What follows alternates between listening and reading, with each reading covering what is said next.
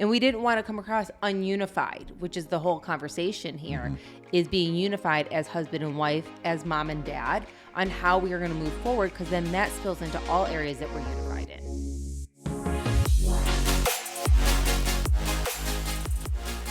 Hello, everyone. We are Greg and Jacquie Francis, and welcome to High Performance Parenting, where our passionate goal is to encourage you to raise champion children in a crazy world. Every week, we will bring you multiple episodes from our extensive experience of raising our six happy, healthy, successful, godly kids who are confidently equipped to win big in life. We deeply believe that any parent who is provided with the right knowledge and continuous support can raise amazing kids. And when they do, all of our futures get better. If raising up future generations of absolute champions matters to you as much as it does to us, here's how you can contribute. Like and share this podcast with everyone you know. And together, let's embrace this journey of raising champion kids in a crazy world. Okay, we are back. And I'm excited to be in studio with you today, hon. Yeah. You know, I recently went to the doctor, and I didn't really tell you about this, but he told me I was going deaf. You know, that news was really hard for me to hear. Just confirmed some things for me. Hey, why did the Invisible Man turn down a job offer? He just couldn't see himself doing it. I should have known that one coming. All right, what are we talking about today? What do you want to talk about? Well, I know one topic that's I feel like has been coming up quite a bit that I think we could share on, whether it's just you and I talking about it or us, you know, when we coach others about this topic, is how hard we work to fight for unity as a couple, and how that is such a foundation behind all the parenting that we do. Mm-hmm. You know, I feel like we mention this in almost every episode, one way or another, how a couple needs to be on the same page, and how that's the beginning. But I don't know. I feel like as much as we discuss this with other people, everybody kind of nods their head and is like, yeah, that makes sense. But at the same time, I don't necessarily know that if I ask them specific examples of how they do it, that they have those. Mm-hmm. So I wanted to get a little more practical about this topic, and we could talk about some specific examples of how we do these things. You know, like for instance, you know, what are the key areas that we make sure we're always unified on? Mm-hmm. You know, I can name some of them off the top of my head. You know, one is how we choose to discipline our kids. Yeah. Right. And what it even means, and how you and I see, we don't punish our kids. We discipline them. Mm-hmm. You know, the root word of discipline is disciple. You know, and what we do when we discipline kids is we are training them how to go in the right direction according to the ways that the Bible tells us to do it. Right. And that's what it, but you know, I can imagine a couple who has different philosophies around what this means. And it could be from past woundings of how they grew up. It could be from wrong information that they've learned along the way. It could be from other influences in their life that have different opinions about this topic. So imagine how confusing that would be if I thought about disciplining our young kids from one direction and you had a completely different philosophy. Like what a mess that would be, right? Well, and that's kind of what happened to us in the beginning. I mean, if we think back, you were disciplined one way at your house and I was disciplined in another way. And they were both wrong. Yeah, right. Totally. they really were, though, you know, yeah. But we didn't know that. No. And, you know, this is how we grew up. This is what kind of was ingrained in us. And so obviously when we started having, you know, I would say we kind of talked about it before, but not to the point where we had like a real idea of how we were going to do it. I mean, we kind of knew my way that I, you know, grew up wasn't the best way. We kind of knew your way, but we're kind of, so what's that look like for us? Mm-hmm. And I would say one of the things that were kind of good for us, again, I think everybody, we mentioned this a lot of times, everybody needs coaches in their lives, mentors in their lives, people you can trust. I cannot say it enough at all. I can't say it enough, you know, and we went through a season where we happened to have a couple that we trusted and had some success with their own family. And when they found out we were pregnant, they were like, hey, you know, congratulations. You know, by the way, if you're ever looking for a little advice on some, you know, parenting, discipline, biblically raising your children, that is exactly what we've done. We have results from it. And we'd love to share some information with you. Yep. And we had a relationship with them already, but it deepened when they offered some of this. Right. And so we did. We were like, we looked at each other and we were like, let's go for it. Let's listen to what they have to say. We may or may not agree or even do it, but we need to start somewhere. And because they were willing to do it from a biblical perspective, we were willing to go study what they had laid out biblically. Sure. It's like for ourselves. it's like two things, right? One is they actually had fruit. I mean, Correct. you could be around their family, Yes. and you could see honoring kids. Yes. You could see confident children. You could see a together marriage. Yeah. I mean, like every time you're around them, you could see them. So there's fruit in that, in which is one of the reasons why we wanted to listen to them. And number two was that what they were teaching was biblical.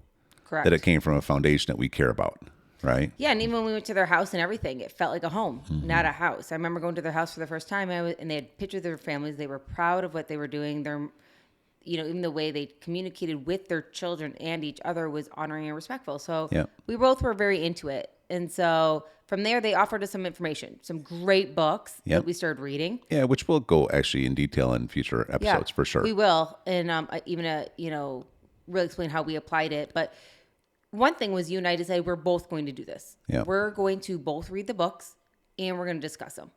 And then from there, we're going to know the next steps. And so we did, and I will tell you, when I first started reading the books on how to discipline, how to really disciple your children, how to raise them in the word, and according to how God is calling us to, how we're supposed to steward our children, and what an honor it is to be their parents. And they're not our children, they're God's children. How he asks us to actually parent his children. That's right. And they're kind of like on loan to us. That's you know what I right. mean? They're his. That's and right. so, when I read that. Yeah, we're the managers, not the owners. Yeah, and I had never heard that in my entire life. Like it was always, well, because I say so, or I'm the parent, or this is why. Right. And it didn't ever add up in my brain.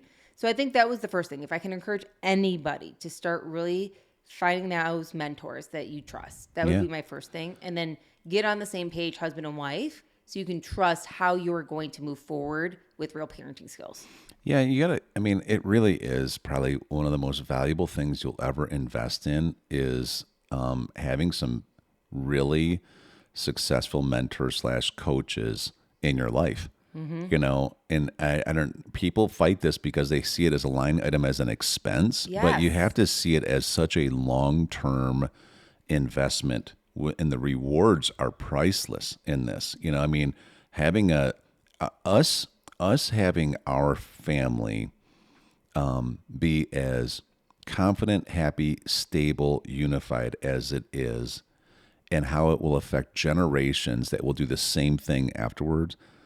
It was worth every dollar we ever spent pursuing mentors. Every minute we ever spent reading these books and really working to get into circles with people that can teach us this stuff. Like it, I don't even know how to put a price tag on it. We were talking to one of our coaching clients today because, for those of you out there, we actually do some individual high performance coaching, which really it's about learning how to increase in all areas of life. It's about how do you unlock your finances to the next level, but it's also about how do you get your marriage more deeply connected, and it's also about how do you raise these champion kids. And it gets very specific when we do this individually. And the one couple we were talking to right before we started doing this, it's amazing to see how far they've come in the last 12 months.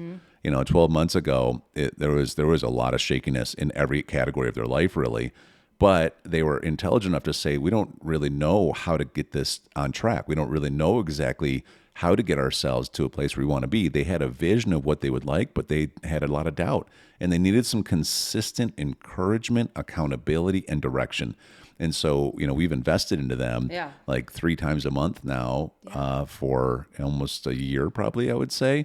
And their life right now, what a victory. Their income is just through the roof. Their marriages, they're just so happy, Well, and some people think like, oh, I need a coach and they're only going to help me with one area, only parenting. But then it really bleeds into marriage, and then it really bleeds into faith, and then it really bleeds into finances, and then really bleeds into health for your own need. And for us, we believe you need coaching in all areas. It's not just one specific area. Now, of course, if you need to go and get a trainer at the gym to help you do weights correctly, 100%. That's an example of that. But for us personally, we want a full spectrum of health in our life. and that's how we coach people through our Redwood coaching.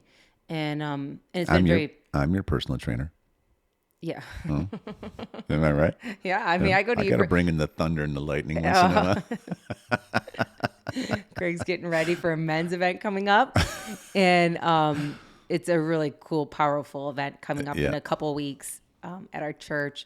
But one of them are lots of, what would you say, strength? Oh, there's a lot of strength stuff. Yeah. Where you have to accomplish Tug of goals. wars and flipping tires and stuff so like I've that. seen lots of posts on social media, period, of the men that are participating in this, that they're all upping Our their team is gym all time. lifting heavier for sure. Yeah. We're getting ready. Yes. And Greg is one of the leaders leading some of this stuff. So he is definitely coming with his A game. I will tell you, you are ready to. Oh, yeah. Yeah. I'll be ready. But regardless, yes, you are my trainer with that. But Just want to throw it out I there don't have so people know that. lightning and thunder on my arms, but you know what I mean? Like, it is what it is. But I just think it's impactful because, again, and we can get into this in the next one, but how important it is for husbands and wives to have mentors that can speak into you, people you trust, and then you can study this stuff individually and then together, and then you can kind of hash it out together. Because even after we studied some of the information, which was all great stuff, because it was new and so different, I know I fought it.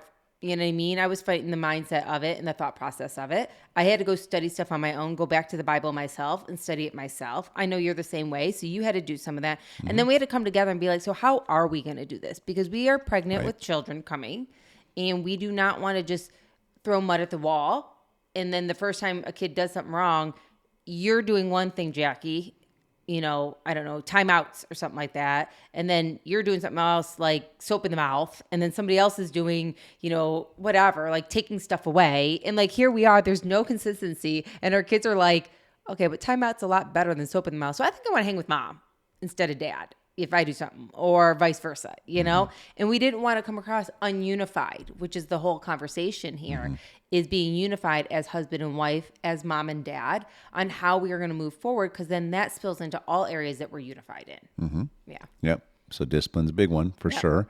Other ones, what is going to be the tone of, say, respect and appreciation in our house, right? When it comes to how kids communicate with us, how we communicate with each other, and how we communicate with them. Yeah.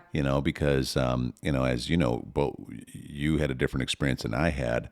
Your family would lend to be, they were willing to be a little bit more harshly sarcastic about different things, which at the time seems like it's playful, but it really, your subconscious can't take a joke.